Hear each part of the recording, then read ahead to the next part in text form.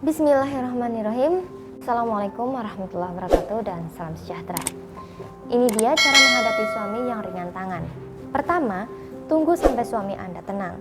Tubuh kita memiliki sistem metabolisme sendiri, termasuk saat mengendalikan emosi.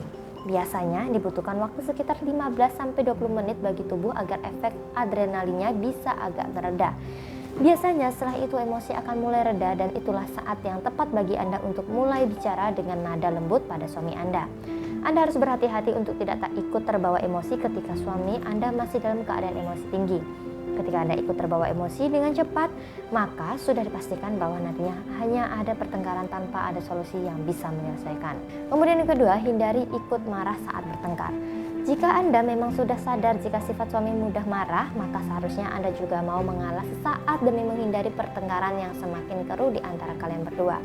Sikap mengalah yang bagaimana jika suami mulai berani menggunakan serangan verbal pada istrinya. Anda wajib tetap rileks dan tenang, karena kemungkinan besar ia akan malu terhadap perilakunya sendiri. Kemudian ia akan mulai merenung untuk memperbaiki sikap dan pada akhirnya akan lebih menghargai Anda. Nah, berbeda ceritanya ketika Anda ikut berapi-api dan tidak menunjukkan sikap tenang ketika pertengkaran mulai tersulut antara Anda dan pasangan. Hal ini akan memunculkan kemungkinan adanya kekerasan dari pasangan Anda setelahnya.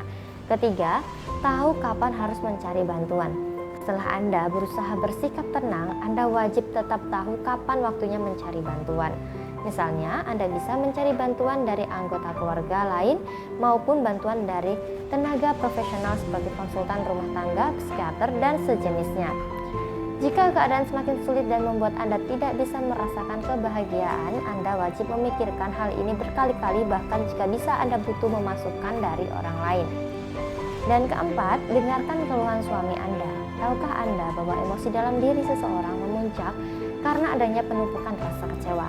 Misalnya karena merasa tidak didengar, tidak dianggap serius, atau tidak dihargai. Mungkin saja pasangan Anda tengah merasakan dari salah satu hal tersebut. Maka untuk menghindari kemarahan suami, cobalah untuk lebih mendengarkan dan memahami keinginan suami Anda. Kemudian yang kelima, bersabar dan tunjukkan kasih sayang. Sikap amarah dan emosi yang menggebu-gebu rawan memunculkan rasa takut, sedih, dan rasa sakit pada orang yang tengah mengalaminya. Perasaan marah ia munculkan karena ia merasa hal tersebut mampu ia jadikan perisai pelindung yang menunjukkan bahwa ia kuat dalam mengendalikan segala sesuatu. Padahal dalam hatinya sebenarnya